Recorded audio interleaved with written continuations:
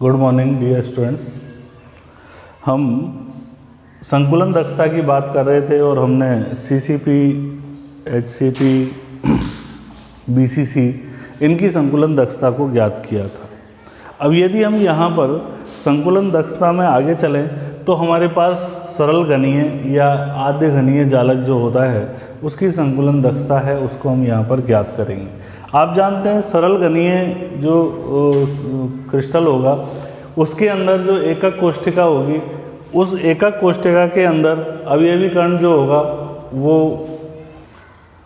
सरल एकक कोष्ठिका जो होती है उसके अंदर क्या होता है, अवयवी कण जो हैं केवल घन के कोनों पर व्यवस्थित होते हैं और कोने कितने होते हैं, 8 होते हैं। ठीक है, तो अवयवी कण आद्य प्रकार की जो एकक कोष्ठिका है आपने पढ़ी है, आद्य प्रकार की एकक कोष्ठिका के अंदर जो अवयवी कण होते हैं वो केवल कोनों पर व्यवस्थित होते हैं।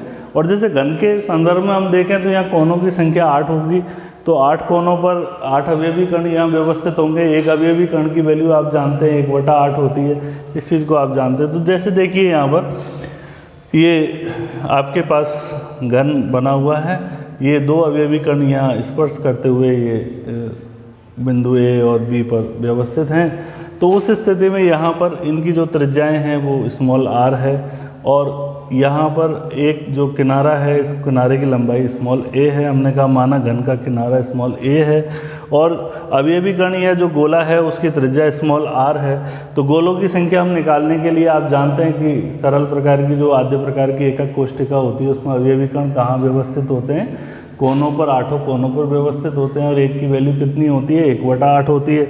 तो गोलों की संख्या हमारे पास निकालनी है, अवयवी कणों की संख्या हमको निकालनी है, तो 1/8 × 8 करेंगे तो यहाँ पर कणों की संख्या कितनी आ जाएगी, 1। और जब एक गोला है मात्रक कोष्ठिका में तो उस स्थिति में उसका आयतन 4/3 πr³ होगा। यहाँ पर हम जानते हैं सीधा ही आपको दिख रहा है a बराबर क्या होगा, 2r होगा, क्योंकि यहाँ पर ये एक r ये और एक r ये दोनों मिलकर के यहाँ a के इक्विवेलेंट हो जाएंगे, तो a बराबर क्या होगा, 2r होगा। अतः एकक कोष्ठिका का आयतन हम निकालेंगे तो a³ होगा। a³ में a की वैल्यू 2r को रख देंगे तो ये 8r³ हो जाएगा। ये हमारे पास अब एकक कोष्ठिका का आयतन आ गया या गोले का आयतन आ गया। आप जानते हैं संकुलन दक्षता ज्ञात करने के लिए हमको जो भी गोले होते हैं कुल उनका आयतन बटे एकक कोष्ठिका का जो आयतन है उसको रख करके 100 से मल्टीप्लाई करना होता है, तो हमारे पास ये संकुलन दक्षता प्रतिशत में ज्ञात हो जाती है। ये वाला फॉर्मूला है। तो हमारे पास गोले का आयतन वहाँ कितना है, 4/3 πr³ है, तो हमने उसको यहाँ रख दिया। और आपके पास जो है एकक कोष्ठिका का आयतन जो है 8r³ है, तो ये 8r³ रख के मल्टीप्लाई बाय 100 कर दिया। ये उस स्थिति में यहाँ क्या होगा, r³ से r³ कैंसिल हो जाएगा, है ना।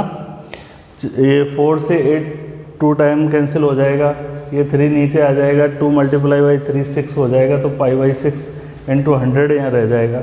पाई की वैल्यू 22/7 होती है, तो 22/7 × 1/6 को मल्टीप्लाई करेंगे 100 से, इसको कैलकुलेट करेंगे तो 52.4% आएगा।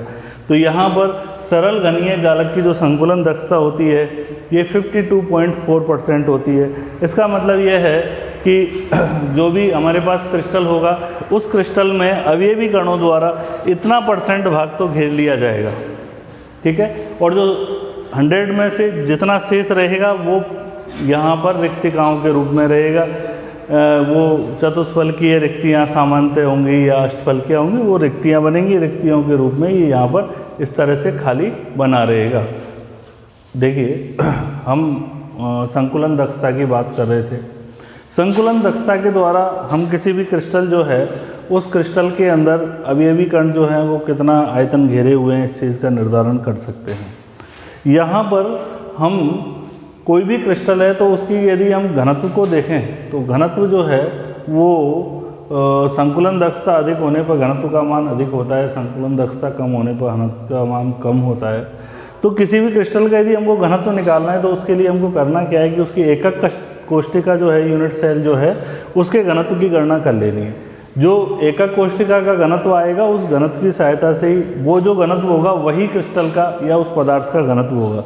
इसलिए हम क्या करेंगे यहाँ कि एकक कोष्ठिका का जो हमारे पास घनत्व है उस घनत्व को यहाँ पर ज्ञात करेंगे। इसको ज्ञात करने के लिए हमको क्या करना है, देखिए क्रिस्टल में हमारे पास एकक कोशिका, मान लो एकक कोशिका घनीय आकार की है, और जब घनीय आकार की है तो उसका जो किनारा है वो स्मॉल a है, तो उस कंडीशन में घनीय रूप में एकक कोशिका का आयतन क्या हो जाएगा, a³ हो जाएगा। अब जब यहाँ पर इसका आयतन a³ हुआ तो अब यहाँ पर एकक कोशिका का द्रव्यमान हम निकालेंगे, क्योंकि घनत्व निकालने के लिए हमको द्रव्यमान बटे आयतन की आवश्यकता होगी। तो एकक कोशिका का द्रव्यमान कैसे निकालेंगे कि एकक कोशिका में परमाणुओं की संख्या कितनी है, पहली बात तो, और एक परमाणु का द्रव्यमान कितना है। ठीक है, मान लीजिए कि यहाँ पर एकक कोशिका में उपस्थित जो अवयवी कण है या जो परमाणु है, उन परमाणुओं का द्रव्यमान जो है स्मॉल m है, और एक कोशिका के अंदर परमाणु की संख्या Z है, तो उस स्थिति में यहाँ एकक कोशिका का जो कुल द्रव्यमान होगा वो Z × m के इक्वल होगा।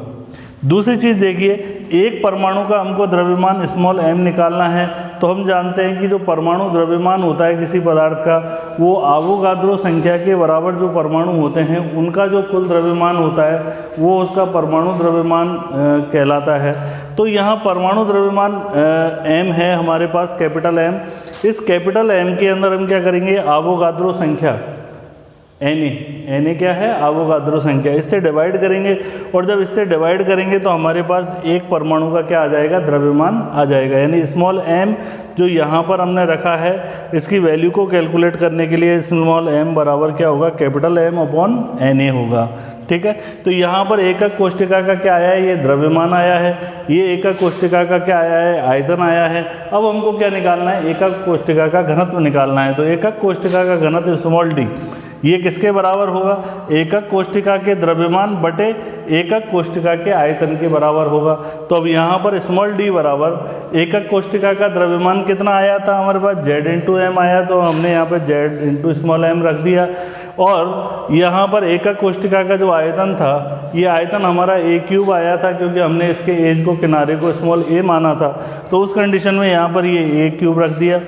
यहाँ हम स्मॉल m = कैपिटल M/Na है, तो हमने इसको स्मॉल m की वैल्यू कैपिटल M/Na को पुट कर दिया, तो हमारे पास ये d की वैल्यू आ गई।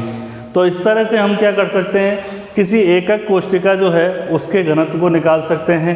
उसके घनत्व की सहायता से जो है हम उस पदार्थ के घनत्व को भी डिस्क्राइब कर सकते हैं, क्योंकि एकक कोशिका का जो घनत्व होता है वही पदार्थ का घनत्व भी होता है। ये हमको कहीं घनत्व दे रखा है और वहाँ हमको यहाँ कोई एक परमाणु का द्रव्यमान निकालना हो, घनत्व दे रखा है, परमाणु का द्रव्यमान निकालना है, या हमको कोई m की वैल्यू निकालनी है, परमाणु द्रव्यमान निकालना है, या हमको यहाँ पर एकक कोशिका का आयतन निकालना है, तो इन सारी चीज़ों की गणना हम इस फॉर्मूले की सहायता से कर सकते हैं।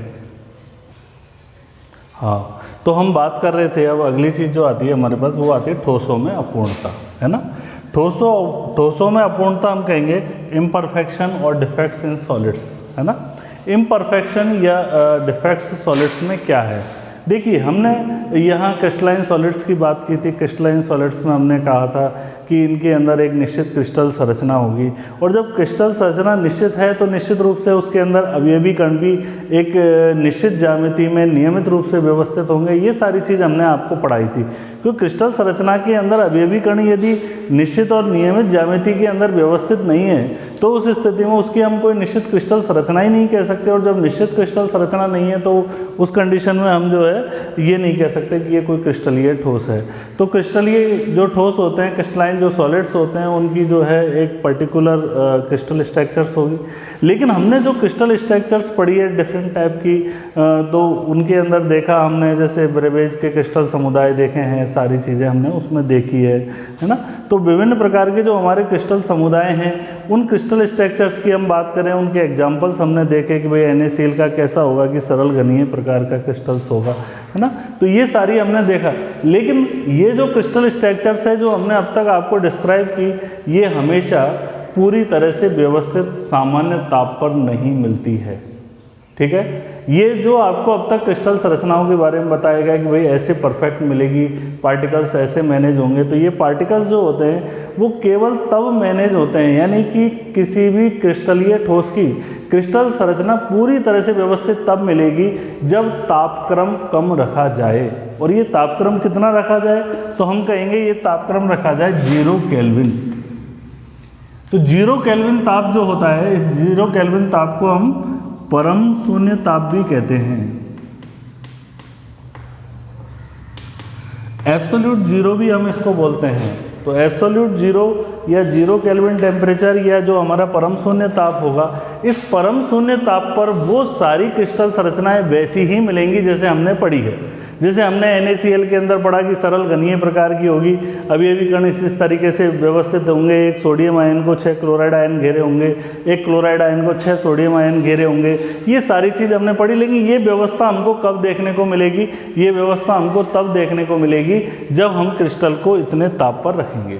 ठीक है, यदि हमने किसी क्रिस्टल को सामान्य ताप पर रखा हुआ है तो उसके अंदर जो है अवयवी कण या जो इलेक्ट्रॉन्स हैं उनका किसी प्रकार का मूवमेंट्स हो सकता है, और जब उनका मूवमेंट्स हो सकता है तो क्रिस्टल स्ट्रक्चर जो नियमित रूप से है वो न होकर के उसमें कहीं कहीं पर अव्यवस्था उत्पन्न हो सकती है।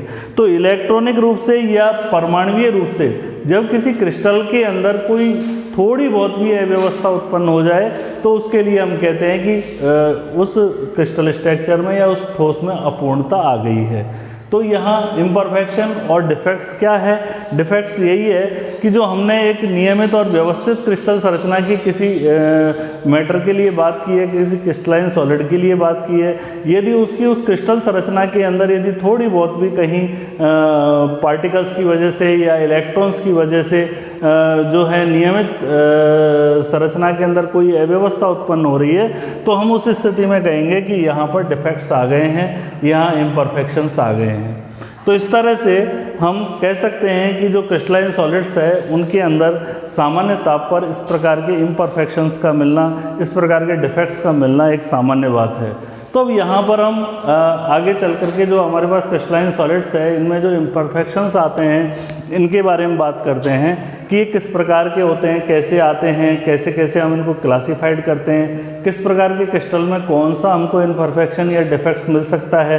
इन सारी चीज़ों को हम यहाँ पर आगे देखने वाले हैं। देखिए, ये जो ठोसों में अपूर्णता है या डिफेक्ट्स इन सॉलिड्स है ये मेनली 2 टाइप्स के होते हैं। उन 2 टाइप्स के अंदर एक तो है हमारे पास इलेक्ट्रॉनिक जो है डिफेक्ट्स, और दूसरे है हमारे पास एटॉमिक या पॉइंट डिफेक्ट्स, है ना, परमाणुीय या बिंदु त्रुटियाँ, और एक है हमारी इलेक्ट्रॉनिक त्रुटियाँ। हम पहले बात करेंगे यहाँ पर इलेक्ट्रॉनिक त्रुटियों की, फिर बाद में हम बात करेंगे परमाणुीय त्रुटियों की। हालांकि एक मोटा मोटा आप यहाँ समझ सकते हैं सामान्य रूप से इलेक्ट्रॉनिक त्रुटियाँ जो हैं उनका कॉज जो है वो इलेक्ट्रॉन्स हैं, और परमाणुीय या बिंदु त्रुटियाँ हैं इनका जो कॉज है वो पार्टिकल्स है, परमाणु हैं। जब पार्टिकल डिस्प्लेस होंगे तो उस कंडीशन में हम यहाँ पर परमाणुीय त्रुटियाँ या बिंदु त्रुटियों के रूप में इनको पढ़ेंगे। जबकि केवल इलेक्ट्रॉन्स का डिस्प्लेसमेंट हो रहा है, किसी प्रकार का पार्टिकल मूवमेंट नहीं कर रहा है, तो उस कंडीशन में उसको हम क्या बोलेंगे? इलेक्ट्रॉनिक डिफेक्ट्स बोलेंगे। तो यहाँ जो इलेक्ट्रॉनिक डिफेक्ट्स है उस इलेक्ट्रॉनिक डिफेक्ट्स को हम यहाँ पर देखते हैं आगे चल करके। देखिए,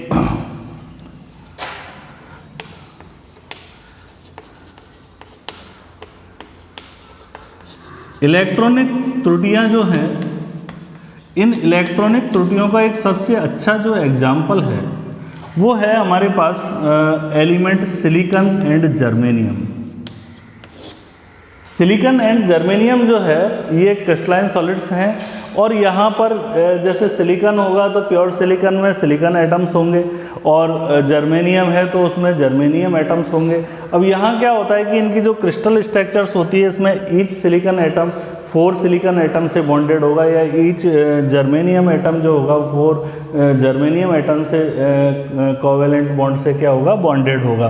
तो ये चीज़ यहाँ पर होगी। जैसे दिस टाइप मैं आपको बता सकता हूँ कि ये एक सिलिकॉन है, ये दूसरा, ये तीसरा, इस तरह से 4 टाइप के दिस टाइप ये कोवेलेंट बॉन्डिंग इस तरह से हो रही है यहाँ। ठीक है, इस तरह का ये एक क्रिस्टल स्ट्रक्चर्स हमको देखने को मिलता है। यहाँ पर मैं एक सिंपली क्रिस्टल स्ट्रक्चर यहाँ आपके सामने बनाया हुआ है कि सिलिकॉन में और जर्मेनियम में किस तरह की स्ट्रक्चर्स आपको देखने को मिल सकती है, तो उसको आप यहाँ देख सकते हैं सर। तो यहाँ पर ईच सिलिकॉन एटम जो है अपने नियरेस्ट 4 सिलिकॉन एटम से कोवेलेंट बॉन्ड से बॉन्डेड हो रहा है, और एक नेटवर्क स्ट्रक्चर फॉर्म करना है। इसी तरीके से ये जर्मेनियम भी ऐसा ही यहाँ करता है। तो अब यहाँ क्या है कि ये सिलिकॉन जर्मेनियम जो है 14 वर्ग के 14 जो है हमारे पास ग्रुप के एलिमेंट्स हैं। जब 14 ग्रुप के एलिमेंट्स हैं तो इनके आउटर शेल में 4 इलेक्ट्रॉन्स होते हैं, और जब 4 इलेक्ट्रॉन्स होते हैं तो ये 4 कोवेलेंट बॉन्ड को 4 सहसंयोजक बंध को बना सकते हैं, इसलिए इनकी इस तरह की स्ट्रक्चर्स होती है। अब देखिए ये जो होते हैं सिलिकॉन जर्मेनियम, इनको जो सामान्य ताप पर देखा जाता है तो उस स्थिति में ये एक दुर्बल अर्धचालक की तरह बिहेवियर करते हैं। दुर्बल अर्धचालक या एक सामान्य अर्धचालक की तरह व्यवहार करते हैं, यानी कि इनमें से थोड़ी बहुत इलेक्ट्रिसिटी पास आउट हो जाती है, यानी कि इलेक्ट्रिसिटी को ये अपने में से फ्लो होने देते हैं। लेकिन जब इन्हीं को सिलिकॉन और जर्मेनियम को 0 केल्विन ताप पर रखा जाता है, तो 0 केल्विन ताप पर रखा जाता है तो ये बहुत ही एक तरह से नियर अबाउट इंसुलेटर हो जाते हैं, यानी कि किसी प्रकार की चालकता या बहुत दुर्बल ही अल्प चालकता को ये प्रदर्शित करते हैं। तो ऐसा हम यहाँ पर देखते हैं। ऐसा क्यों है कि ये सामान्य ताप पर तो एक अर्धचालक की तरह बिहेवियर कर रहे हैं, लेकिन 0 केल्विन ताप होता है, परम शून्य ताप होता है, इसके ऊपर ये बिल्कुल भी चालकता को नहीं दर्शा रहे हैं या बहुत सूक्ष्म चालकता को प्रदर्शित कर रहे हैं। ऐसा हमको क्यों देखने को मिल रहा है? तो इसका कारण है इसमें इलेक्ट्रॉनिक त्रुटियाँ। एक्चुअल में होता क्या है कि जैसे ये सिलिकॉन का स्ट्रक्चर है, तो ये वाला स्ट्रक्चर हमको कहाँ मिलेगा? ये प्रकार का स्ट्रक्चर हमको मिलेगा 0 केल्विन टेम्परेचर पे मिलेगा। लेकिन जैसे टेम्परेचर राइज अप होता है, जैसे हमारा सामान्य ताप 298 केल्विन है, तो 298 केल्विन पर रखा हुआ है, तो उस कंडीशन में क्या होगा, ये पार्टिकल्स तो अपनी जगह होंगे, लेकिन इसके अंदर क्या होगा, इलेक्ट्रॉन्स का मूवमेंट्स हो जाएगा। और इलेक्ट्रॉन का मूवमेंट्स होने की वजह से, इलेक्ट्रॉन का डिस्प्लेसमेंट होने की वजह से यहाँ पर क्या होगा कि इसका जो क्रिस्टल स्ट्रक्चर होगा, उस क्रिस्टल स्ट्रक्चर के अंदर क्या आ जाएगी, एरर आ जाएगी या डिफेक्ट्स आ जाएंगे। जैसे देखिए यहाँ पर सपोज कीजिए कि यहाँ जैसे ये बॉन्डिंग हुई, तो इस बॉन्डिंग के अंदर क्या हुआ, एक इलेक्ट्रॉन इसने दिया, एक इलेक्ट्रॉन इसने दिया। सपोज करो यहाँ बॉन्ड से एक इलेक्ट्रॉन निकल करके इस जगह पे मैनेज हो जाता है।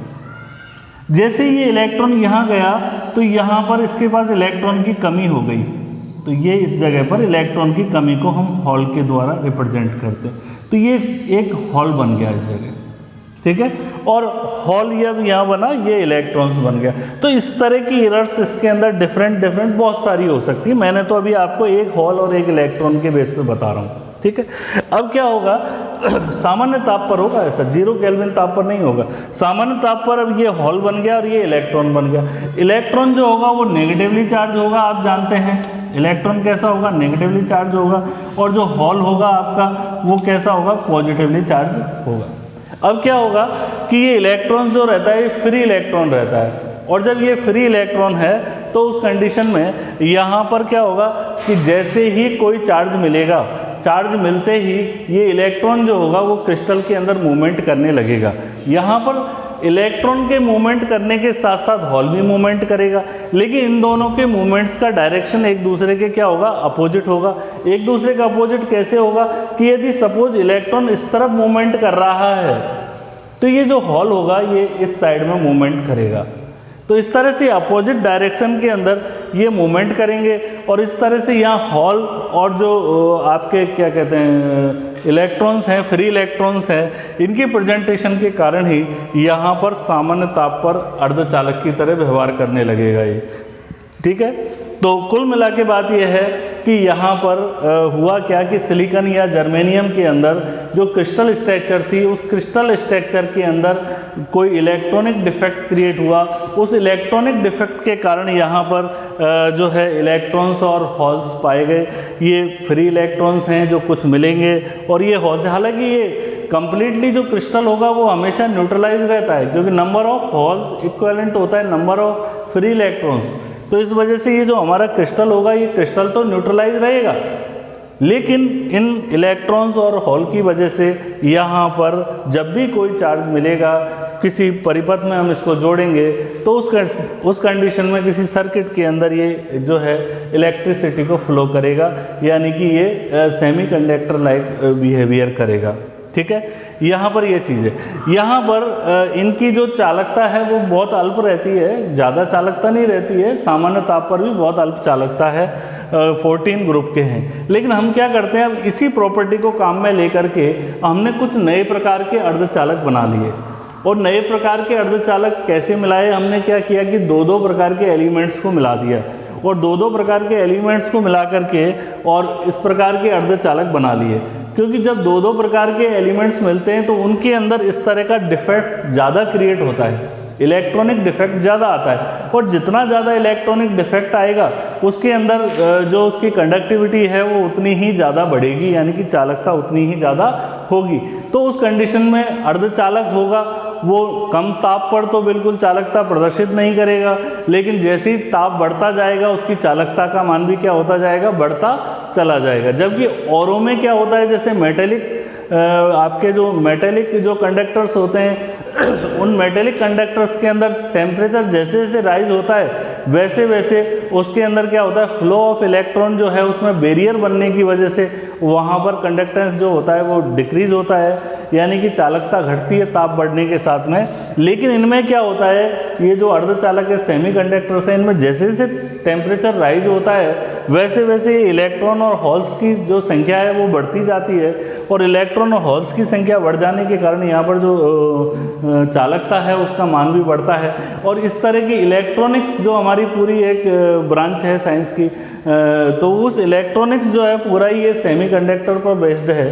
तो वहाँ पर इस तरह के कुछ सेमीकंडक्टर्स बनाए गए जो टेम्परेचर राइज अप होने पर अपनी अच्छे कंडक्टेंस को शो कर सके। तो अब यहाँ पर ग्रुप 13 और 15 के एलिमेंट्स को मिला करके, वर्ग 13 और 15 के जो एलिमेंट्स हैं उनको मिला करके कुछ सेमीकंडक्टर्स बनाए गए, जैसे ALP एल्यूमिनियम फॉस्फरस को मिलाकर, INSB हैं इंडियम और एंटीमनी को मिलाकर के, गैलियम और आर्सेनिक को मिलाकर के, ये सब सेमीकंडक्टर है। अब इनके अंदर भी इनको क्यों मिलाया, क्योंकि इनको मिलाने पर भी क्या होता है कि ये इसके आउटर शेल में 3 इलेक्ट्रॉन्स होते हैं, इसके आउटर शेल में जो है 5 इलेक्ट्रॉन्स होते हैं। तो उस कंडीशन में नेट जो इलेक्ट्रॉन्स होते हैं वो तो लगभग इतना ही हो जाता है जैसे सिलिकॉन जर्मेनियम में होता है। लेकिन यहाँ पर थोड़ा सा इलेक्ट्रॉन का मूवमेंट्स होने की वजह से यहाँ पर जो है इलेक्ट्रॉनिक त्रुटियाँ क्रिएट होती है, और इलेक्ट्रॉनिक एरर्स या डिफेक्ट्स बनने की वजह से यहाँ ये जो एक अच्छा सेमीकंडक्टर की तरह बिहेवियर कर सकता है, जो टेम्परेचर से हम इसको कंट्रोल कर सकते हैं इसके कंडक्टेंस को। इसी तरह से हम ग्रुप 12 और 16 इनको मिला करके भी, अब इनमें भी देखो यहाँ आउटर शेल में 2 इलेक्ट्रॉन्स होंगे, इसके आउटर शेल में 6 इलेक्ट्रॉन होंगे, लेकिन एवरेज इलेक्ट्रॉन इसमें भी और इसमें भी दोनों के अंदर ही वही एवरेज इलेक्ट्रॉन्स जो होंगे वो आउटर शेल में 4 इलेक्ट्रॉन होंगे। इसलिए स्ट्रक्चर तो ये वाली ही लेंगे ही, ये जितने भी हैं ये स्ट्रक्चर तो ये वाली ही लेंगे, लेकिन इनके अंदर क्या होगा, डिफेक्ट्स ज़्यादा होगा compare to silicon and germanium. जैसे अब यहाँ पर ग्रुप 12 एंड 16 के जो हमारे पास सेमीकंडक्टर्स बनाए गए हैं जिनमें ZnS है ना, जिंक और सल्फ़र को मिलाया है, कैडमियम और सल्फ़र को मिलाया है, और ये आपके कैडमियम और सेलेनियम को मिलाया है, ठीक है। तो ये सारे हमारे पास सेमीकंडक्टर्स है। तो होने को तो ये एक प्रॉब्लम थी कि किस तरह से क्रिस्टल में डिफेक्ट क्रिएट हो रहा है, लेकिन उस प्रॉब्लम से हमको एक रास्ता मिला, एक कंडक्टेंस की बात मिली, एक चालकता की बात मिली, तो ये अर्धचालक बने। और अर्धचालक डिफरेंट टाइप के बन करके उनकी चालकता को कंट्रोल करके उनमें डिफेक्ट को कंट्रोल करके, और हमने जो है ये पूरा की पूरा जो है एक अर्धचालक सेमीकंडक्टर्स के बारे में जाना। फिजिक्स के अंदर हम इलेक्ट्रॉनिक्स डिपार्टमेंट के अंदर ये सारी चीज़ इनके बारे में ही पढ़ते हैं। तो यदि यहाँ पर इस तरह के डिफेक्ट क्रिएट नहीं होते तो इस तरह के हमारे जो सेमीकंडक्टर्स है इनको बनाना संभव नहीं था।